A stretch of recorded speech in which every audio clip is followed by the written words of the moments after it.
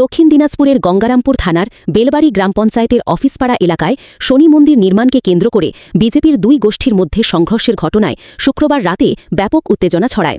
খবর পেয়ে ঘটনাস্থলে পৌঁছায় গঙ্গারামপুর থানার পুলিশ ও বিজেপি নেতৃত্ব। স্থানীয় সূত্রে জানা গিয়েছে, একটি পুরনো শনি মন্দিরের জায়গায় পরবর্তীকালে তৃণমূল কংগ্রেসের পার্টি অফিস তৈরি হয়েছিল বলে অভিযোগ। পরে ওই স্থানে পুনরায় মন্দির নির্মাণের উদ্যোগ নেওয়া হলে বিজেপির একাংশ সেখানে দলীয় কার্যালয় তৈরির দাবি তোলে। এই নিয়ে দুই পক্ষের মধ্যে ভাষ্যে পরিণত হয় বলে অভিযোগ। ঘটনায় বিজেপি কর্মী কার্তিক সরকার মারধরের শিকার হয়েছেন বলে দাবি করা হয়েছে। খবর পেয়ে এলাকায় পৌঁছান বিজেপির জেলা সম্পাদিকা মুক্তিকর। আমাদের এখানে ৩৮ নম্বর বুথে প্রায় ৩৮ বছর ধরে এখানে শনি পুজো হতো। সেই শনি পূজাটা আমাদের এই ৩৮ নম্বর বুথের সমস্ত শ্রেণীর মায়েরা, ভাইয়েরা, বোনেরা মিলে করতো। সেই পুজোটা বিগত 2011 সালের পর থেকে তৃণমূল সরকার তারা দুষ্কৃতীরা দখল করে নিয়েছিল এবং বিগত কয়েকদিন আগে ভারতীয় জনতা পার্টি সরকার গঠন হওয়ার পরে 4 তারিখে সেই গ্রামের সমস্ত ভাইয়েরা, বোনেরা মিলে তারা কি করে, শনি পুজোর মন্দিরটাকে আবার পুনরায় দখল করে তারা মন্দির করতে শুরু করে। কিন্তু দেখা গেছে এই ৩৮ নম্বর বুথের ভারতীয় জনতা পার্টির গঙ্গারামপুর ব্লকের কনভেনার দিলীপ বিশ্বাস মহাশয় এবং বিগত বামফ্রন্ট সরকারের আমলে যে নেতা দাপড়ে বেড়াতো, সেই নেতা এই ৩৮ নম্বর বুথের ভারতীয় জনতা পার্টির বিশিষ্ট কার্যকর্তা, সেই কার্যকর্তা মিলে সন্ধ্যাবেলায় এসে ওই মন্দিরকে দেখে এই কার্তিক সরকারকে বেধড়ক মারে এবং অমল চক্রবর্তীর ছেলে তুষার চক্রবর্তী এবং দিলীপ বিশ্বাস কয়েকদিন আগেও আমার বুথে ঝরু সাহা নামে একজনকে দোকানে বিশেষভাবে আক্রমণ করে এবং কয়েকজনকে বাড়ি ভাঙচুর করে। কেন ওই মারধরের কারণটা কি? কারণটা এখানে যে শনি মন্দির হচ্ছে, মন্দির করতে দিবে না, মন্দির করতে দিবে না, এরা পার্টি অফিস করবে। হ্যাঁ, বিজেপির পার্টি অফিস করবে।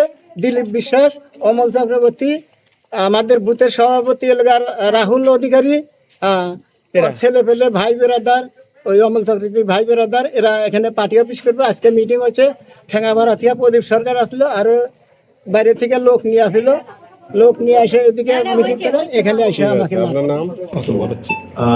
হ্যাঁ, আমরা দল যখন করি, আর আমি শহর মণ্ডলের সভাপতি হওয়া সত্ত্বেও আমার গ্রামীণ মণ্ডলের কিছু খবর তো থাকেই, যেহেতু থানাটা আমাদের একসঙ্গেই। তো আমি যেটা খবর পেয়েছি, কিছুদিন ধরে এই 12টার পর হঠাৎ বিজেপি হওয়া এবং আমাদের বিজেপি কর্মী দুই পক্ষের মধ্যে একটা সমস্যা চলছিল। 4 তারিখের পর একটা তৃণমূল যেই জায়গাটা সিপিএম এর পার্টি অফিস ছিল, তার আগে সেখানে শনি মন্দির ছিল।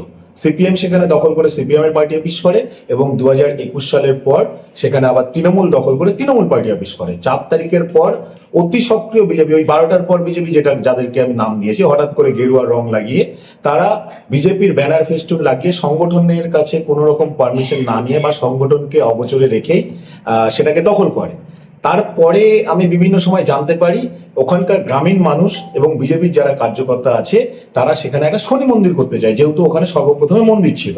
সেই নিয়েই আজকে আমাদের সম্মানীয় জেলা সহসভাপতি মাননীয় প্রদীপ সরকার মহাশয়, আমাদের ব্লকের নেতা দিলীপ বিশ্বাস, এদের নেতৃত্বে স্থানীয় মণ্ডল সভাপতি এবং বুথ সভাপতি, শক্তিকেন্দ্র প্রমুখ, এদের নেতৃত্বে একটা বৈঠক সম্পন্ন হয়। সেই বৈঠকে প্রায় গ্রামীণ এবং দলীয় সবাই মিলে শখানেক লোকের উপস্থিতি ছিল এবং সেখানে খুব সুন্দরভাবে ডিসিশন নেওয়া হয় যে ওখানে শনি মন্দিরই করা হবে এবং কিছুটা কনস্ট্রাকশন বোধহয় রাস্তার খুব কাছে চলে এসেছিল, সেগুলোকে সজাগ রেখে রাস্তার যাতে কোনো রকম ব্যাঘাত না ঘটে বা সাধারণ মানুষের জনজীবনের ব্যাঘাত যাতে না ঘটে সেই জায়গায়, এবং সেখানে একটি কমিটিও তৈরি করে দেওয়া হয়েছে শনি মন্দির স্থাপনের জন্য।